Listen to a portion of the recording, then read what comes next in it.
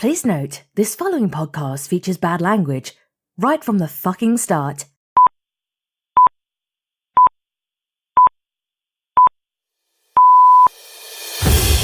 And now, dissecting the week's most shared news stories and separating the truth from the nonsense. It's the Ministry of Swooping. Hello and welcome to the Ministry of Swooping, the podcast that does what you can't be bothered to do, look into the memes and stories, doing the rounds on social media and working out if there's any truth to them. And yes, I know it is an unusual name, but then so is Bono. We do this because online is getting increasingly harder to tell the truth from fiction. Like Adolf Hitler once said, the problem with things quoted on the internet is that they're often not true. So we can tell you if you can trust that Facebook post from that moron you used to go to school with. We'll tell you whether to believe your idiot cousin's ramblings on Twitter, and we'll alert you if any of these post-truth politicians actually say something factually correct. And we'll have a little fun along the way as well. So settle in for some bad/lazy investigative journalism and a whole heap of bullshit. I'm your host, the Secretary of State for Nonsense, Al Galpin, and joining me is my Parliamentary Undersecretary on this week's show.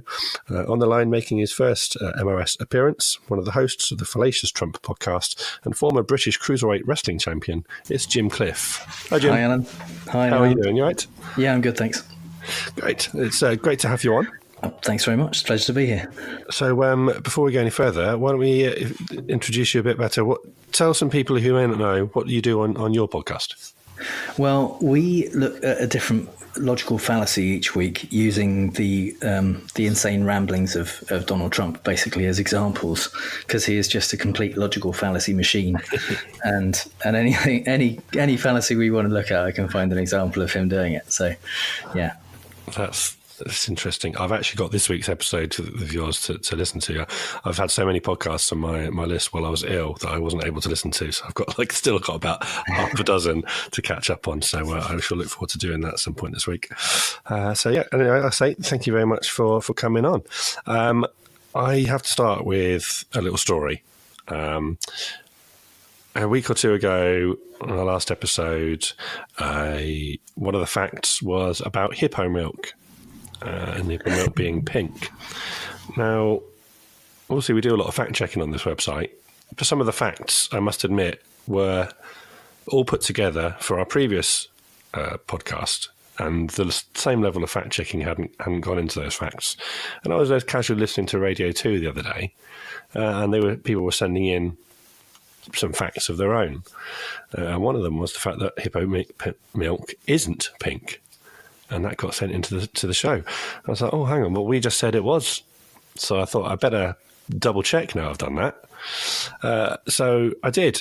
How Stuff Works says that the pink hippo milk rumour has been spreading across the web for a long time, especially since 2013 when National Geographic posted about the hippo's rose-coloured milk on both its Facebook and Twitter pages in 2013. But in fact, like all mammals, hippos produce white or off-white milk for their young. But what they do have are mucus glands, which release an oily secretion frequently referred to as blood sweat. It's basically a blend of acids which play an important role in the hippo's health. They kind of serve as a natural barrier against bacteria, but also as a sunscreen and moisturizer for their skin. And that stuff is kind of pink. So they think that's possibly where the fallacy came from. Maybe some of that got mixed in with some milk one day when they took some photos and it looked pink. So there we go. I have to start with an apology to our listeners. One of the facts I put on the show turned out to actually be incorrect. I've seen that fact so many places. It's in like books of facts, yeah. Pictures of pink glasses of milk and stuff. Yeah, it's really common. It's quite common, yeah, common fallacy there. So as it turns out, we'll start the show with a bit of an apology. And I can't even remember who I asked the question to now, but I will have to go back and readjust the score accordingly on that one. So other than that, have you been up to anything interesting this week, Jim? I've been down in Hastings for a week on the south coast, and I found some interesting fake news there actually, because apparently the story that everyone hears about how King Harold died in the Battle of Hastings with an arrow to the eye, that's not what historians reckon actually happened. Oh, right, okay. That's just a thing that's been put about. But yeah, they say essentially he was probably just killed with swords. So less kind of dramatic, that, isn't it? It is, yeah. It's kind of there's a I don't know about a romance, but but yeah, it's a feeling that people have that information about the Battle of Hastings, and yeah, not true. Yeah, well, there we go. You'll see, this is what the show's all about. You learn something new every day, or every week at least, or every other week as it is in the last couple of weeks. We didn't do a show last week, by the way. If people were just realising that this is episode 5, we're in week 7 of this podcast and only up to episode 5. I was ill for last week, and by the time it came to Monday, I had no voice and had to cancel the planned recording. So we're trying again this week, where I think I'm sounding not too bad. So I should hopefully make it through the episode anyway. Anyway, with our introductions over, time to get to some of the good stuff, the news. So we've scoured social media for some news stories and memes that are being shared and taken at face value, dug a little deeper to find the truth behind the headlines and the real maths behind any stats. So I will start with news story number 1, 9 things a woman couldn't do in 1971. So yeah, this is basically a list that was shared online. It was on Facebook, the Old Crone Facebook page. And it listed these 9 things that supposedly women couldn't do back in the early 70s. And those things included getting a credit card in her own name, being guaranteed that they wouldn't be unceremoniously fired for the offence of getting pregnant, serving on a jury, fighting on the front lines, getting an Ivy League education, taking legal action against workplace sexual harassment, deciding not to have sex if the husbands wanted to, obtaining health insurance at the same monetary rate as a man, and obtaining the birth control pill. So those are the 9 things. Obviously, we must mention that this is an American-based list. Yeah. And so obviously mentioned Ivy League there and serving on a jury. So the rules are obviously slightly different either side of the Atlantic. But those are the 9 things. Now, at first glance, Jim, what do you reckon? Do you reckon those are all true or not? Well, a lot of them seem plausible. I know that, for example, there was a film. There's one where it says that women weren't protected from spousal rape. And there was a film in the 80s with Linda Hamilton and Mickey Rourke called The Ride Out Case, right. I think, yeah. Which was about the kind of groundbreaking law case that made it against the law for a man to rape his wife. Basically, it hadn't been prior to that. And I think that was in the late 70s. But that was a specific state that was in. It wasn't a federal law. So I wonder if some of these are probably, you could do it in some states and not in other states. And maybe 1971 was the year where all women in all the states couldn't do this or something. I don't know. Yeah, I expect so. I think the list actually goes into a little bit more detail on the original post than I've gone through here. But yeah, if you just go through, a few of them, getting a credit card in her own name. Yeah, I know that used to be a thing, and again, probably different in different states, but that was definitely a thing that was restricted. You had to get like your husband or your father had to co-sign the forms. Yes, yeah, and apparently that law that came in to change that was in 1974, the Equal Credit Opportunity Act. Which prohibited credit-related discrimination based on gender, race, religion, or national origin. So prior to that, yes, you're quite right. Like they said, you had to have a signatory on accounts. And you think about it as well, 1971 isn't really that long ago. No. And to some of these things on the list, you just kind of expect, younger people probably just assume that those things have been given for quite a long time. But it just goes to show how big the fight has been for equality and how there's still a long way to go. And these quite big things were only relatively recently happened. So yeah, that was 1974 that women could get a credit card in their own name. Being protected from the basis of pregnancy, from firing on the basis of pregnancy. That came in the Pregnancy Discrimination Act of 1978. Again, obviously, like I say, this is the United States.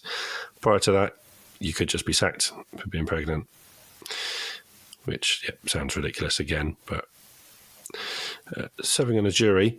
Now that one, the Post notes that consideration for jury duty based on gender varied by state to state to quite a large degree.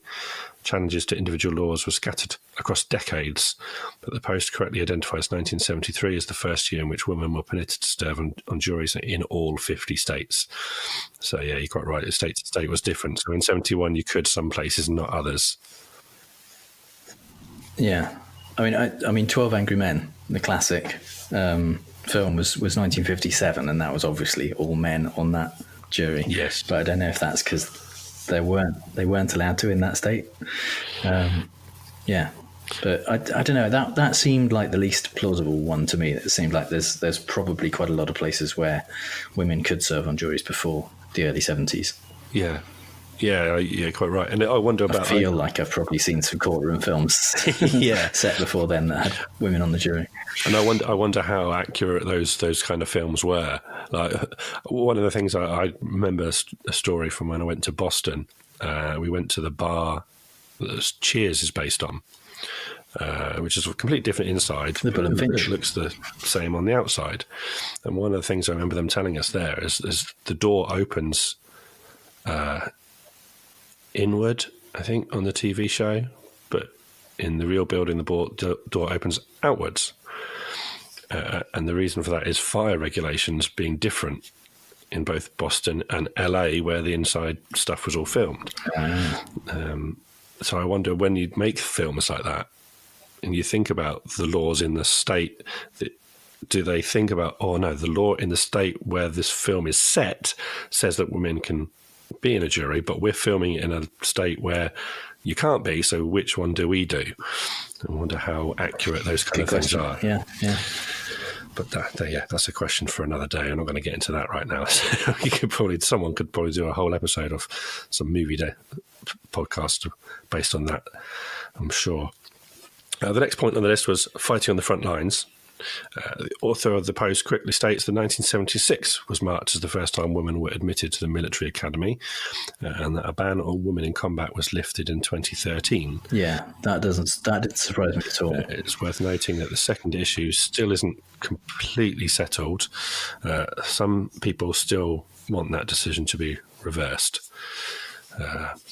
But yeah, that's a very recent date. And I think it was reasonably recent in the UK as well. Yeah, I think so. Certainly not in the 70s. I'm sure that women weren't allowed to... they were in the army and in the services, but not in a combatant role. Not front lines. Yeah, absolutely. I remember my nan telling me lots of stories about how she was in the WAFs during the war. But yeah, obviously that was over here doing support work, nowhere near combat. The next one on the list was receiving an Ivy League education. Again, the Facebook post mentions that different Ivy League universities began to admit women on an individual basis rather than all at once. Now, some of those schools, and it's 8 universities, and some of them, Brown, Columbia, Cornell, Dartmouth, Harvard, University of Pennsylvania, Princeton, and Yale. There's a quote from a 2014 CNN article which says Yale and Princeton didn't accept female students until 1969. Harvard didn't admit women until 1977, when it merged with the all-female Radcliffe College, with the exception of the University of Pennsylvania, which began accepting women on a case-by-case basis in 1876, and Cornell, which admitted its first female student in 1870. Women couldn't attend Ivy League schools until 1969 at the earliest. Brown, which were merged with Women's College Pembroke, Dartmouth and Columbia didn't offer admission to women until 1971, 72 and 1981, respectively. Other case-specific instances allowed some women to take certain classes at Ivy League institutions, but by and large, women in the 60s who's harboured Ivy League dreams had to put them on hold. See, I don't feel like that's true, that one, because although it wasn't as common, certainly, as men, and there wasn't necessarily an automatic route to it, they were accepting women, and there were several colleges in the Ivy League that did accept women, albeit selectively. Yes. And yeah, so that isn't really true. It was just more difficult. Yeah. I suppose if you were to reword it to say they weren't considered equally for application spaces, that's fair. Then that would be fair. But yeah, you're right. The way it's written, it isn't true, I suppose, because they were expecting, like I said, some of them as far back as the late 1800s. on a case-by-case basis. So, yeah, that was slightly mixed on that one. And then retaining the ability to fight sexual harassment in the workplace is true. The sixth of the nine items says that the first time a court recognised office sexual harassment as grounds for any legal actions was in 1977. In fact, during that year, 3 court cases upheld a woman's right to sue her employer for sexual harassment. Moreover, sexual harassment was not officially defined by the Equal Employment Opportunity Commission until 1980. In a way, it surprises me it was that early. I was born in 1974, so I didn't know a great deal about office politics in the 70s. Yeah. But it feels like the whole atmosphere, the whole idea of sexual harassment was very different in the 70s. And I mean, you look at things like Mad Men and stuff like that, and obviously they're a representation and it's not real. But I'm a little bit surprised that it was as early as 1977 that it was becoming a law. Yeah. So, yeah, I suppose you're right. It does sound like, when you think about it and you hear based on some of the stories that you hear, that obviously a lot of people still ignore those laws for quite a long time after that. And it does sound like something that probably only came in the last sort of 15 years or so. But that's in 77. That one did surprise me. It's interesting, isn't it? Because some of these you think, oh, I can't believe it was that long ago. And some of them I think the other way around almost. Yeah, and obviously it should have been earlier. No one's saying that was okay in the 70s. It's just, I'm surprised that they got around to it. Yeah, absolutely. And then the next one on the list was the one that you mentioned, protection by law for spousal rape. You were right, that one is in relation to when it became a crime in all states. Individual states and jurisdictions had their own laws about it for years prior, but it wasn't until July 1993 that it became an offence in all 50 states. So again, that one seems to be rather late in the game. Yeah. But I don't have the exact dates of when it became law, from the first states, and I don't know how close together they all were. So was it just 1 or 2 states that were holding out for decades, or was it, quick, they all passed through within a short period of time from each other? I don't have that data, but the confirmation I've had was that it was July 93 that it became illegal everywhere in the States. The second to last one, not being charged more for health insurance. Again, that one's true. Now, the Post mentions gender rating, so the practice of charging men and women different rates for identical health services was prohibited by law in 2010. More specifically, it was legislated during the Obama administration under the Patient Protection and Affordable Care Act, known as Obamacare. Notably, some grandfathered plans retain the ability to charge more based on gender even, and discriminate based on health. So that was 2010. Now, I've worked in health insurance for more than a decade. And it's an interesting one because technically arguments could be made that men and women do have different risks for certain health issues. Yeah, I can totally see that argument, yeah. And you could say that, therefore, you could charge differently for that. But again, I suppose maybe that comes more down to the age with the gender as well. I think it's in the UK, it's only recently, probably in the last 5 years, that they've changed the rules on car insurance, because they certainly used to charge men more just because you're a man in car insurance. Yeah. And a lot of the argument against that was trying to get men's payments down to what women were paying. But actually, when the law changed, what they did was raise the women's rates up to what men were paying, so everyone was equal. So yeah. Yes, yeah, that is it's the danger. And then the last one on the list was obtaining access to the birth control pill or contraceptive pills. Now, the author of the Post states that the birth control pill was approved in 1957 for menstrual problems and 1960 for contraception, which is true.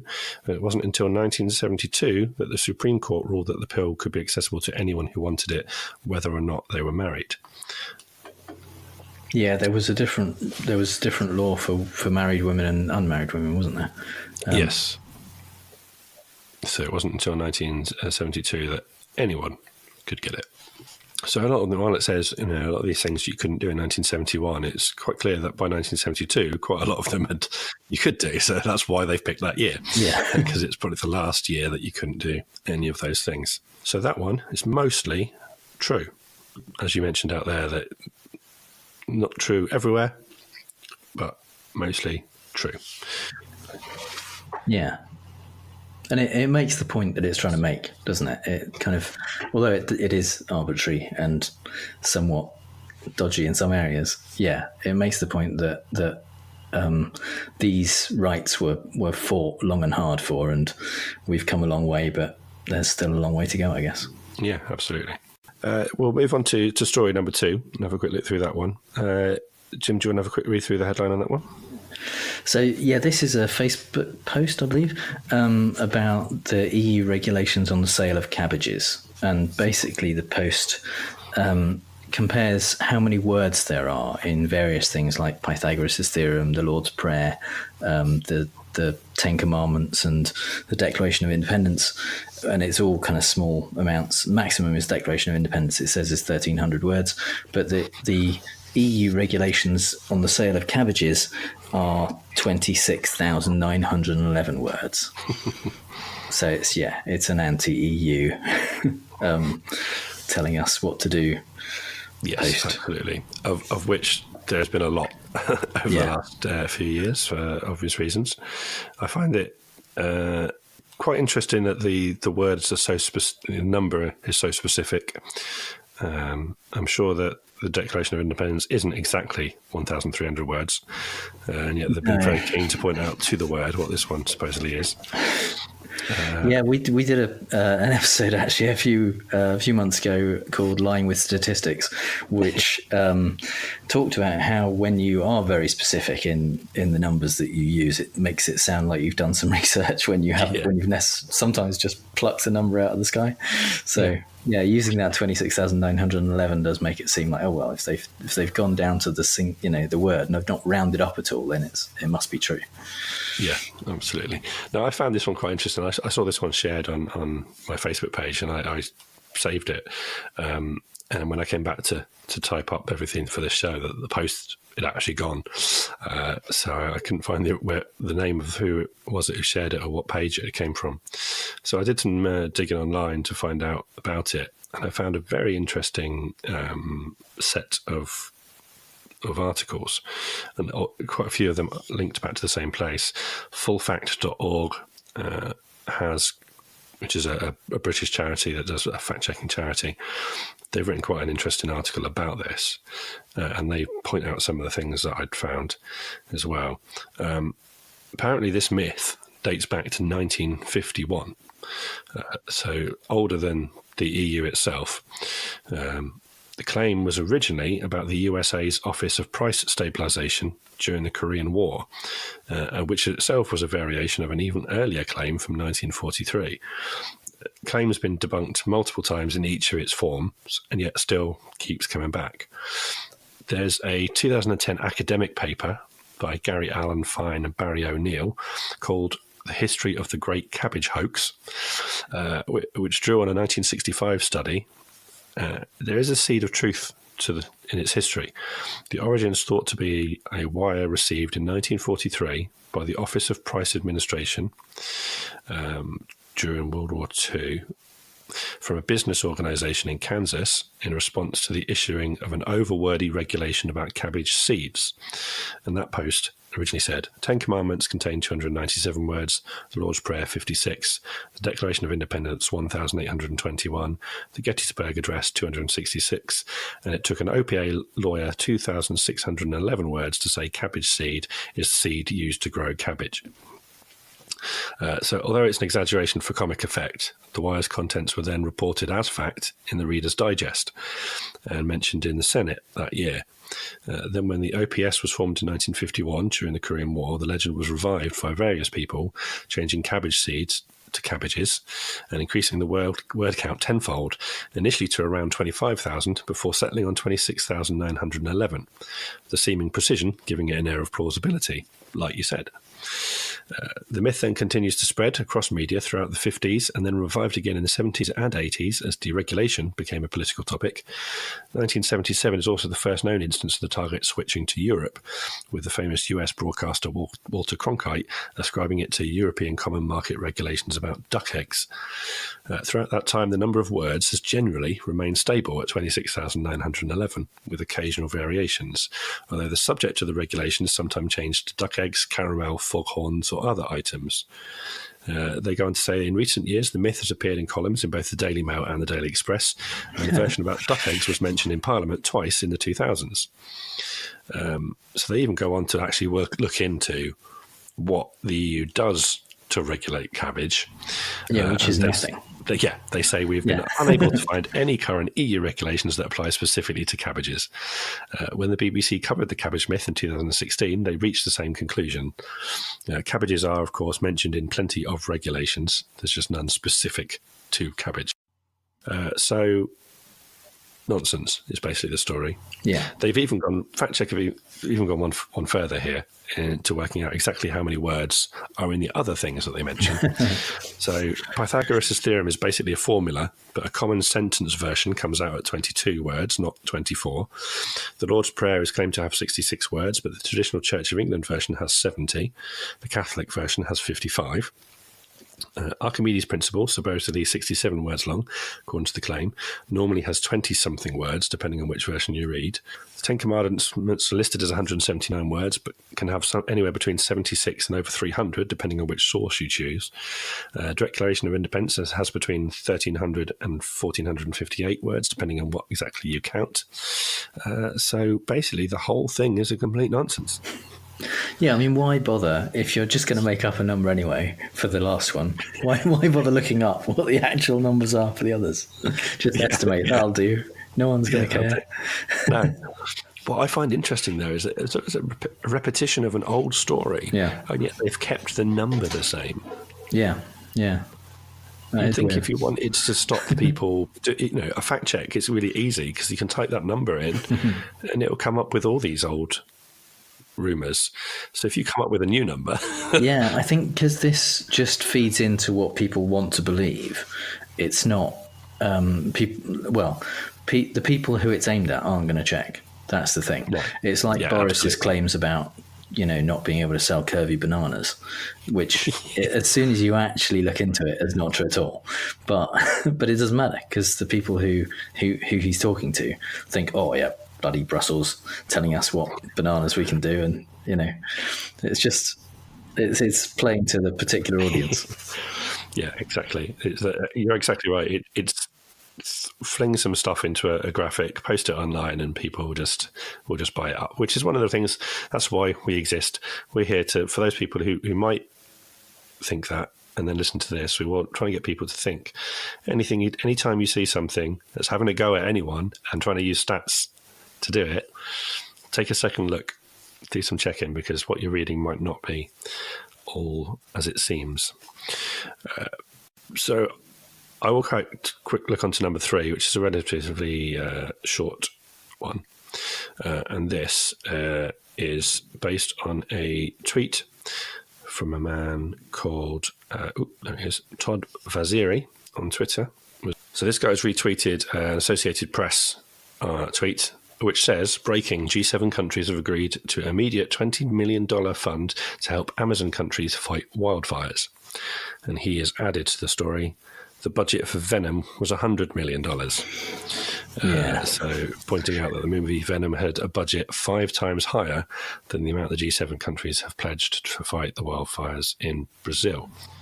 And Todd Vaziri should know because he's a video effects specialist at ILM. Yes. Yeah.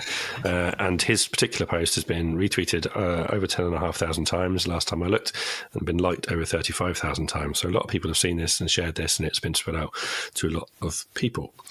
So what were your first reactions? Do you think that's about right? I think seems completely plausible. The thing is, it's a totally unhelpful comparison because they're too. I mean, we don't know, first of all, how much it will take to fight the Amazon wildfires. 20 million might be perfectly good enough to do that. Obviously, it's a massive problem, but that is quite a lot of money. And maybe that's a good amount for it, but also no one's saying that that's all the G7 countries are going to do. Yes. That's just what they've pledged initially to help, which Brazil haven't been very grateful for anyway. They've basically told them to bugger off. So it's it might be a good amount. The fact that a private company spent a lot of money on a shit film that they actually made their money back on several times over. Exactly. It's not a good comparison at all. It doesn't mean anything. And that's what I was going to say is, this is a government giving up $20 million that they're not going to see again to do some good. Whereas, you're right, that company that spent $100 million will get much more than that back. It's a money-making scheme. They wouldn't give $20 million to someone for nothing. Yeah. They'd expect something back in return. A better comparison would be the amount that is spent on Trump's trips to Mar-a-Lago, which are about $3.5 million each. So that 20 million represents 6 trips to Mar-a-Lago? Yeah. So, yeah. Yeah, that's probably more of a better comparison. For full fact-checking sake, IMDb lists Venom's budget as an estimated 100 million.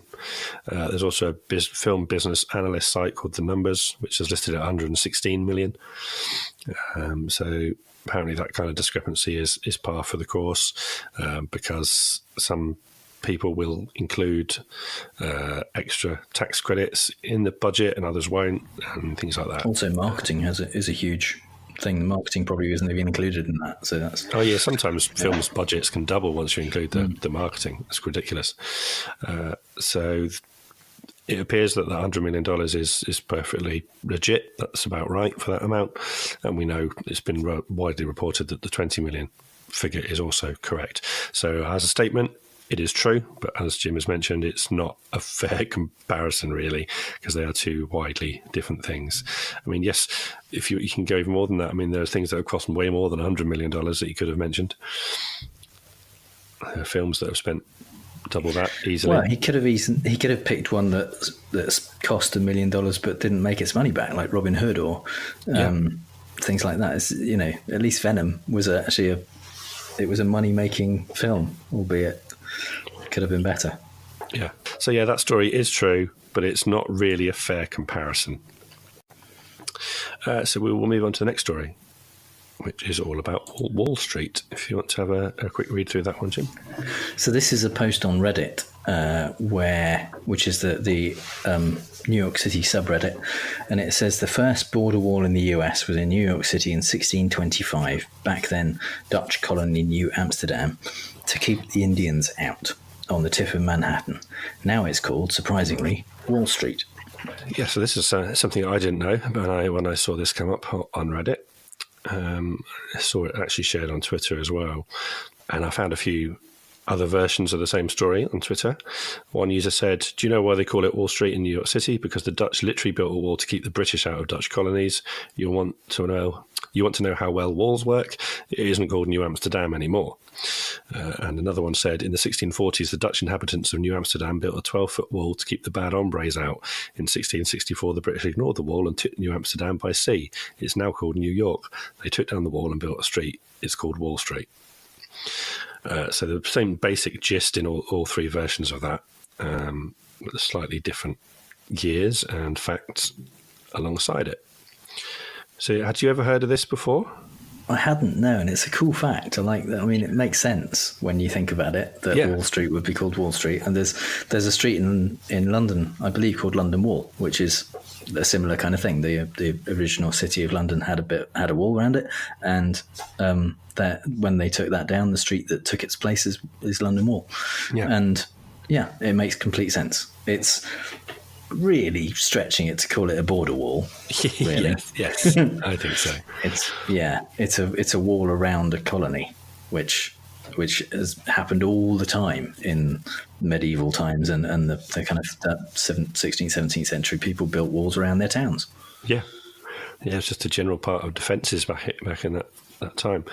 Now, I found some history. Some of the claims mention that the wall was built in 1625 or in the 1640s. Both not true. Not far off, but not true.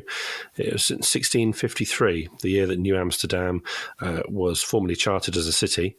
The Dutch Republic was at war with England at the time, and the wall was built to prevent the English from invading by land. According to city records, news reached New Amsterdam's leadership in March 1653 that British troops were amassing in New England. They resolved to surround the greater part of the city with a high stockade and small breastwork to defend against possible land invasion. Thus began the planning and construction of the wall, which would consist of palisades of 9 foot tall wooden planks extending east to west across the breadth of the island. It was completed in 4 months.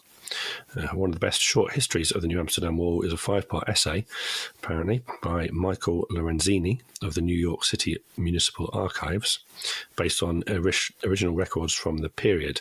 Now, he points out in that one thing is that the wall was only one component of a system of defences that included ditches in front of the wall, cannon emplacements on the riverbanks, and Fort Amsterdam at the southernmost end of the island, from which the Dutch could fire upon approaching ships. Now, when I was looking into that, someone had already done it before me, as with most of these things. Snopes.com has a little article on it, and they've broken down what's true and what's not true. So what's true is that in 1653, the Dutch leaders from New Amsterdam did build a high wall along what was then the city's northern border, which is now Wall Street, to defend against military attacks by the English. What's false is New Amsterdam's wall was intended to repel armed invaders, not immigrants, not the locals, not the Native Americans. It wasn't a good analogy to Trump's border wall, nor did the wall fail to achieve its stated purpose, and that was only intended to stop an invasion by land, which it technically did. I like the fact that the simplicity of the story implies that they built a wall and didn't think about them just attacking by water. Yeah. And there's a map on the Reddit post which makes it incredibly clear that the wall really is just on 2 sides of the city, because the other 2 sides are bordered by water. So, yeah, it's quite interesting to see that map, isn't it, and what it used to be and how, I suppose, small it was at the time. As were most things, I suppose, back then. So that one is a little bit mixed, but kind of the basis of it is kind of true. Story number 5 is Paracetamol on prescription costs NHS millions. This is an image. I don't know where the initial version came from, but it's been popping up every now and again across Facebook and Twitter. Some news outlets have reported similar versions of the story. The Times did an article about it in 2017.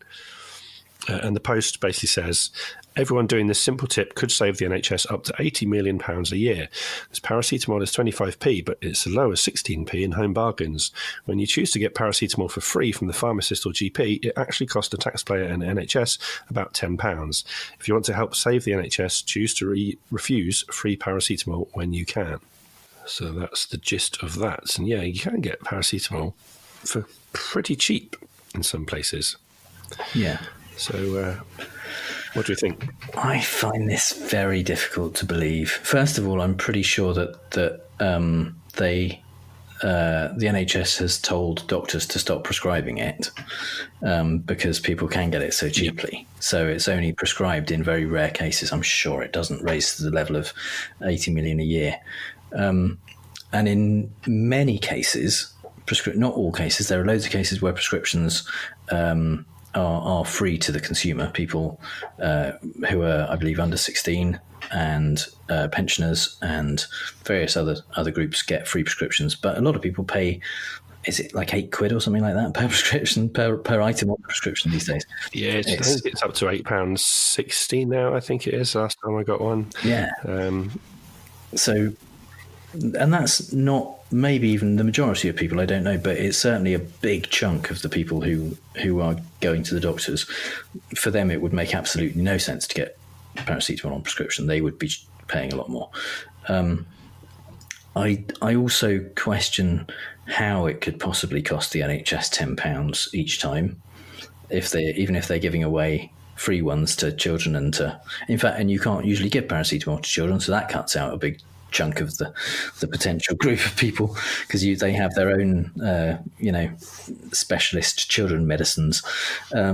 So yeah, it seems like the chances that people on income support, people who are pregnant, and old age pensioners are going to be using £80 million worth of paracetamol a year off the NHS, I don't buy it. Yeah, it's an interesting one. I always think that when you get a prescription, I always thought the idea of the prescription charge being the amount that it is that for medicines that are actually a lot more expensive, you get them at a reduced rate, and that medicines that are actually cheaper, the NHS then makes back some money to pay for the more expensive ones, and it kind of evens itself out. I always thought that was kind of the general idea of it being that amount. So costing £10 for prescribing paracetamol didn't ring true to me, which is why when I saw this, I wanted to look into it. I found on the NHS website, there's an article from the 30th of November 2017, which says NHS England has today agreed plans to save hundreds of millions of pounds each year by recommending low-value treatments, including fish oil, herbal remedies and homeopathy, no longer be provided by the NHS, and launching a consultation on curbs to prescriptions for some over-the-counter products such as paracetamol. It says that GPs issued 1.1 billion prescription items at a cost of £9.2 billion in 2015-16. And the vast majority were appropriate, but many were for medicines, products or treatments that don't require a prescription and can be purchased over the counter from pharmacies, supermarkets, petrol stations, corner shops and other retailers. It says the NHS could save around 190 million a year by cutting such prescriptions for minor short-term conditions, many of which cure themselves or cause no long-term effect on health. So that was their news from November. I then found another article on the NHS website, which was from about 6 months later, which was a new question in their frequently asked questions section called, "Why can't I get a prescription for an over-the-counter medicine?" And it says, your GP nurse or pharmacist will generally not give you a prescription for over-the-counter medicines for a range of minor health conditions. Instead, they are available to buy in a pharmacy or supermarket. It does list some exceptions, like long-term illnesses and other things where you might need lots of that medication, where it suddenly becomes expensive. And then it says, why is the NHS reducing these prescriptions? And it says NHS currently spends about £136 million a year on prescriptions for medicines that can be bought from a pharmacy or supermarket, such as paracetamol. By reducing the amount it spends on over-the-counter medication, the NHS can give priority to treatments for people with more serious conditions, such as cancer, diabetes and mental health problems. So that's the truth of the matter. So I think what is basically happened is that image might have been slightly true at some point in the past. I've come up nothing that suggests £10. Yeah, it seems like paracetamol was used as an example of the kinds of things that were causing the NHS to lose money. Yeah. In the past. And it looks as though in late 2017, early 2018, they changed the rules. And like you say, they told doctors to not prescribe those kind of medications because it was costing them too much money. So I've got no way of checking the figures mentioned in that photo. I've not found any reference to either the 80 million or the £10. But I suspect there was a large amount of money that they were wasting on paracetamol. And that's hence why they changed those rules a couple of years ago. So I think it's one of those cases where there was an ounce of truth to something once. That has changed, but people are still sharing the original message. The thing is, I mean, it's used as an example, and they threw around numbers like 130 million, was it? Something like that. Yeah. I don't know of any other medication that is as cheap as paracetamol and kind of the ibuprofen type things. Those are typically 25p, 20p, something like that. Yeah. But anything else you get over the counter tends to be in the region of several pounds. Yeah. So if they're talking about in the past, in 2017, prescribing various things over the counter, chances are paracetamol didn't have the biggest impact on the cost to the NHS of that. No, you're probably right there. And like I say, there are still exceptions to it. So, like you say, I think in the past my doctor has prescribed me something, I can't remember off the top of my head what it was now. By the time I went to the chemist, they looked at it and said, "You don't want to pay £8 for this. You can just buy it over there for £3 without a prescription." And fortunately, they were nice enough to tell me that before just taking my money. So in those instances, yeah, if my prescriptions were free, it might have been worth me personally then not spending that money. So if they're going to stop someone who needs maybe one bottle of something for £3 or £4, that's one thing. But if you're someone who needs that regularly and needs to buy 1 or 2 bottles a month, then I suppose the NHS is still there to pick up those kind of costs, because it might be £3 a go and that's fine for one. But if you need that all the time, then those costs are going to rack up. And that's where I suppose the free prescriptions for the older people and babies and pregnant people and things like that are probably still useful. Time to move on to the last story. This one was shared by someone on Facebook on my feed, and quite handily, right under the picture, and I didn't realise Facebook were doing this now, there was a link to a fact-checking website, because someone had obviously previously flagged it, and listoffullfact.org was underneath the story. So admittedly not done a great deal of research on this one, because it had basically already been done for me, thanks to the fine people at Facebook and Full Fact who would link that to me. So with that in mind, what have we got for the final story today? So this is an image that was shared on Facebook, which basically breaks down the results, the votes in the 2016 EU referendum, which basically says that Brexit isn't the problem, it's our MPs who are the problem. And it says that every way you break it down, every way you look at it, whether you do it by votes, by constituency, by party per constituency, or by region of the UK, everyone voted quite convincingly in some cases to leave the EU. But MPs voted 160 leave and 486 remain. Yes. Now, one of the things that struck me, the first thing that came up in the fact-checking thing for me is, do you know how many constituencies there are in the UK? 650, is it? Something like that? There is, yeah. And so when you look at the results by constituency, 406 leave, 242 remain. Yeah, that doesn't add up. That doesn't add up to 650, does it? No. They're too shy there. So straight away, it doesn't look right. Yeah. When you look at it that way. The same again, if you go by MP, that doesn't add up to 650. Yeah. So it doesn't even add up to the same number as the constituencies. No, it doesn't. And there are reasons for that, which I will go into. So Full Fact's done some checking on that. So the first part of the picture says by votes, 17.4 million leave, 16.1 million remain. That is correct. That is the well-known result of that. And then it says by constituency.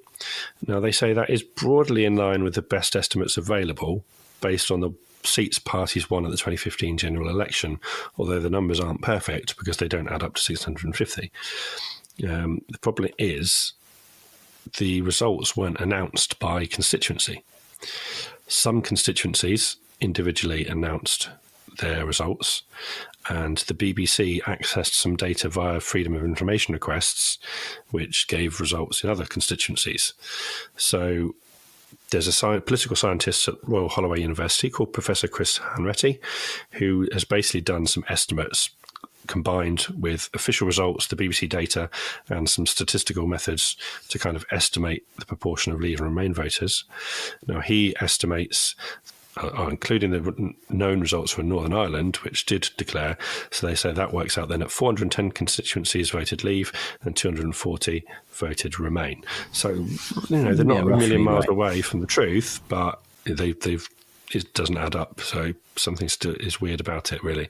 And the same goes by constituency, by party. The numbers don't quite add up, but they are not far off the truth. And by region, we do know that. The three regions that voted to remain were Scotland, Northern Ireland and London. Yeah, famously quite large regions. Yeah, pretty large region. Yeah.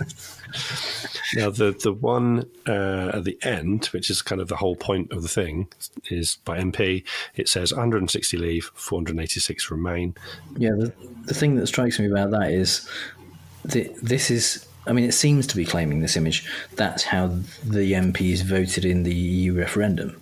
But nobody other than the MPs know how they voted. Yeah, exactly. Now, the figures quoted, it says on here, are similar to the results of a survey by the Press Association, which asked every MP how they would vote in the referendum just before it happened. On that survey, 480 said they would vote to remain, 159 they said they would vote to leave, and 11 MPs didn't declare. Politics Home had a similar article just before the referendum, did a similar survey, and concluded that 485 were going to vote remain, 156 for leave, and 9 hadn't declared. So we can't, like you say, know how each person voted in the referendum, but the stats there are what people were intending to do prior to the event. We all know that after the event, those people changed their mind, because in February 2017, 498 MPs voted to trigger Article 450, which begins the exit process. Now, if 486 of them still wanted to remain, that would never have happened. So the whole point that the article is making is kind of wrong, because it's using wrong stats. It's using data from before it happened. Once it happened, a large number of MPs who were previously saying, no, I think we should remain, changed their stance because, well, now the people have had their vote, I'm going to do what the people want. Additionally, 286 people voted in favour of Theresa May's withdrawal agreement in March 2019. And the two options that came through that could have opened the door to revoking Article 50 were both defeated, each gaining fewer than 200 votes. So again, showing that the original numbers were no longer the same. So this one is an odd one, because yes, the numbers are kind of right. They're not exactly right, but they're in the right ballpark.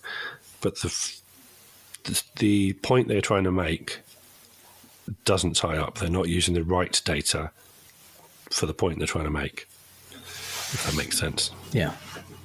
It's also, again, it's not really a fair way of looking at it, even when you split it up by constituency and by party, because that's not how a referendum works. It's, if it had been, 52% to remain, there still would have been more constituencies voting to leave, because that's how the population is arranged in the UK. In areas of greater population, more people are cosmopolitan and were interested in remaining in the EU, and those constituencies by kind of size are roughly the same as more rural constituencies, have a lot less people in them. So it doesn't really matter how many constituencies voted to leave or remain. It has nothing to do with the end result.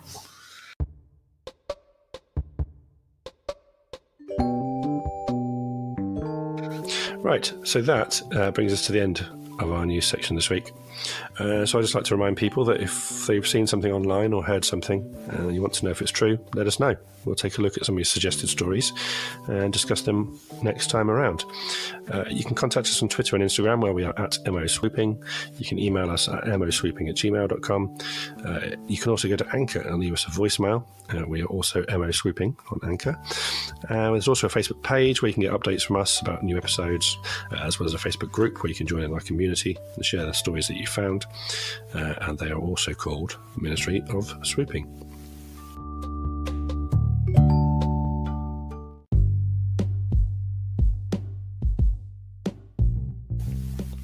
So now it's time for our quiz. Normally, this involves two people taking it in turns. However, slightly new format, because we've just got Jim on with us tonight. And obviously, I know all the facts, so I can't play against him. I'm going to read Jim 10 facts and see how many he can get correct. His score will then go onto the leaderboard, and every other person will come after him. We'll get a chance to try and topple him. So I will technically be top of the leaderboard for at least a week. A short period of time. Yes. We'll see how we go from there. So are you ready? I am. Okay, so fact number 1. Ronald Reagan was a lifeguard during high school and saved 77 people's lives.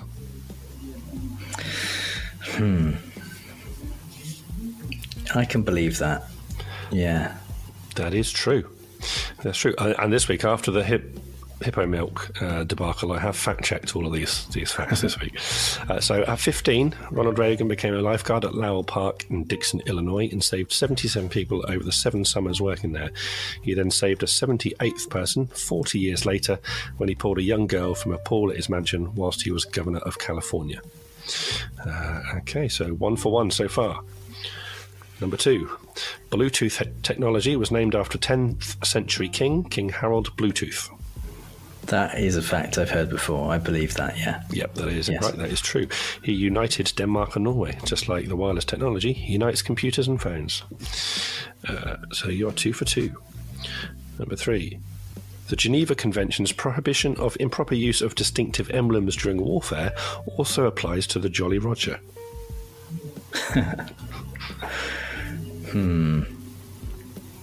I'm not convinced how common the Jolly Roger was actually used in. I think that might be a media thing that came along in books or films. So I'm going to say no on that one.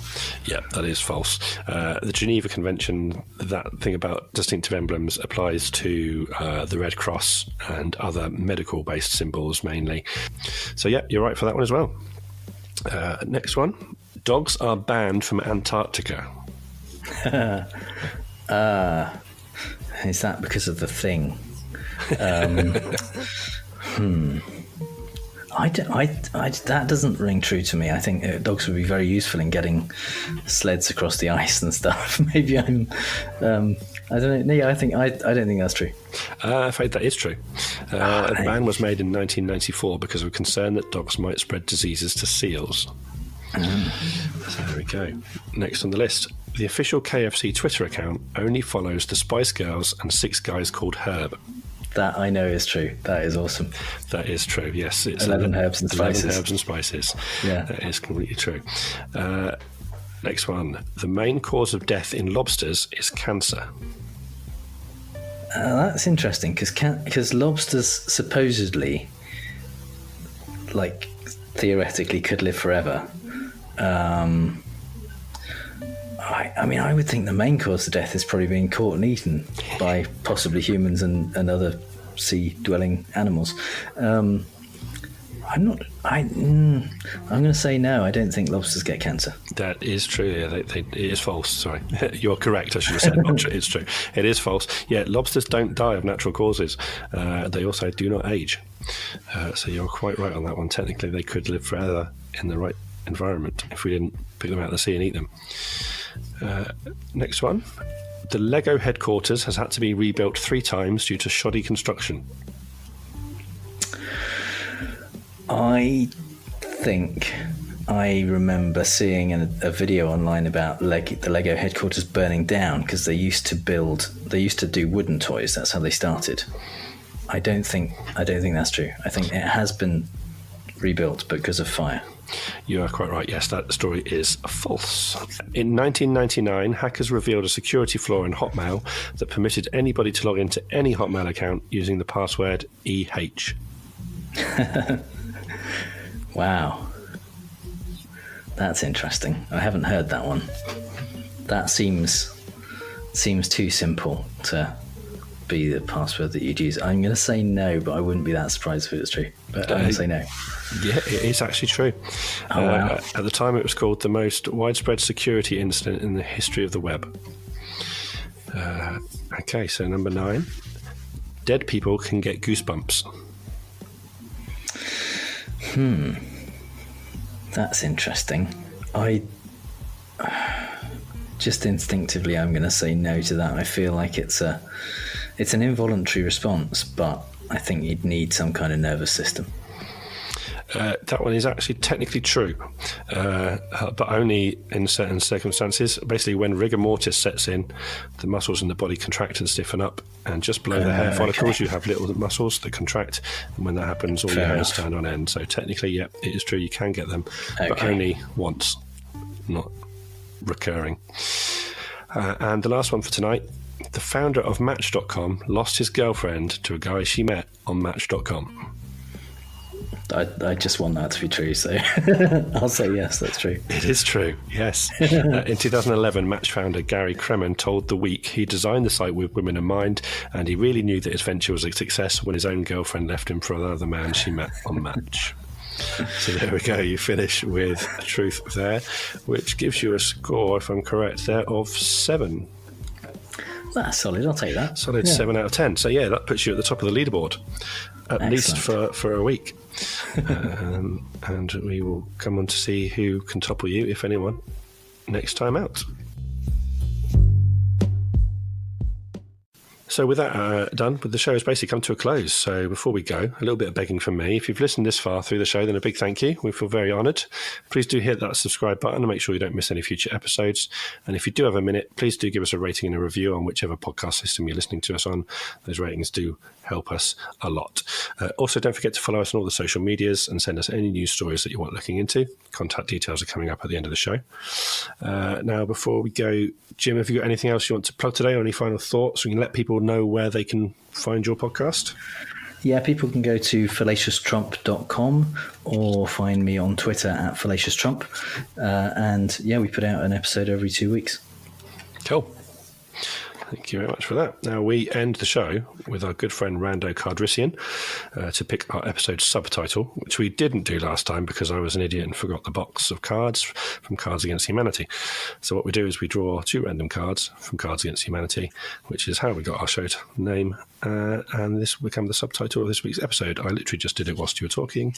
So the subtitle of this episode is, in her latest feature-length film, Tracy Beaker struggles with landmines for the first time. So there we go, that's our subtitle for the week. So on that unsavoury note, we'll say thanks for listening and goodbye. Thank you very much, Jim. Thank you. Take care. Bye now. Bye. If you want to contact the Ministry of Swooping, you can email moswooping@gmail.com. You can send a voicemail at anchor.fm/moswooping. You can also join our Facebook group and be a part of the community. Just search for Ministry of Swooping. Don't forget, you can find us on Twitter and Instagram, where we are at moswooping.